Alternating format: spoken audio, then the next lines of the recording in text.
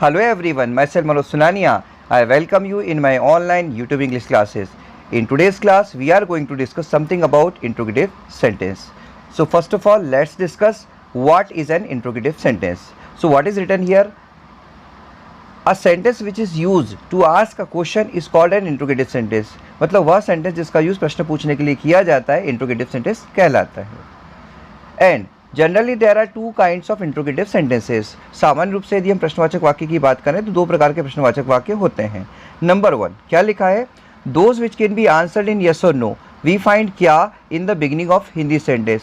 मतलब वो प्रश्नवाचक वाक्य जिनका आंसर हम यस और नो में दे सकते हैं और हिंदी वाक्य रचना के स्टार्टिंग में हमको क्या वर्ड मिलता है.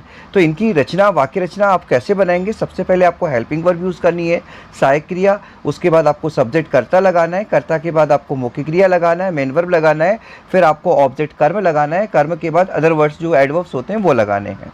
ठीक है, जैसे आप सेंटेंस से समझते हैं कि भाई डू यू लाइक इट, कि आपको ये अच्छा लगता है. इसका रिप्लाई आप यस और नो में दे सकते हैं. यस आई लाइक इट, हाँ मुझे अच्छा लगता है. No I don't like it. Next question है डू यू टेक कॉफ़ी, क्या आप कॉफ़ी पीते हो? तो इसका रिप्लाई यस और नो में हो सकता है. Yes I take coffee, no I don't take coffee.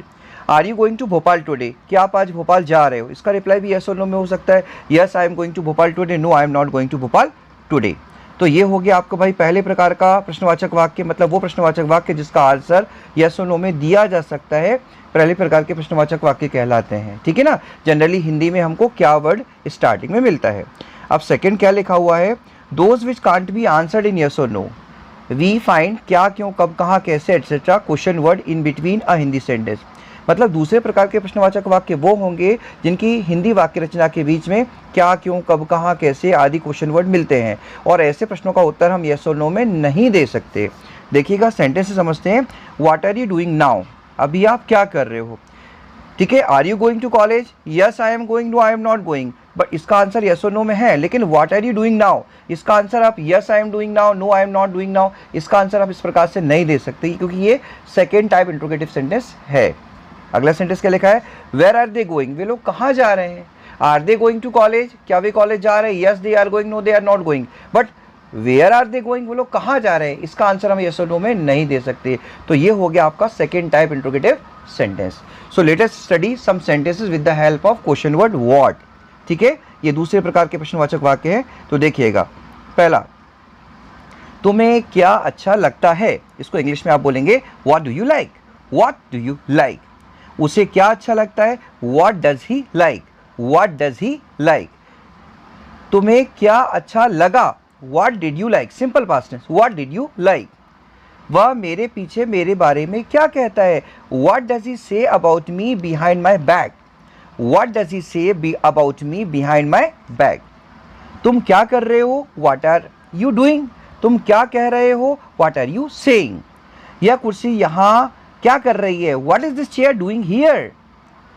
तुम क्या सुझा रहे हो, मतलब तुम क्या, किस चीज़ की सलाह दे रहे हो? What are you suggesting. इस शब्द का क्या मतलब होता है? What does this word mean. तुम क्या करते हो? What do you do. वह क्या करता है? What does he do. तुम क्या ढूंढ रहे हो? What are you looking for. तुम अब क्या करोगी? What will you do now. उसने तुम्हें क्या बताया? What did he tell you, what did she tell you. ऐसा भी हो सकता है. Getting? So dear students, I hope you have understood what I have taught you today. Kindly like and subscribe my channel so that you may get my upcoming videos or classes first.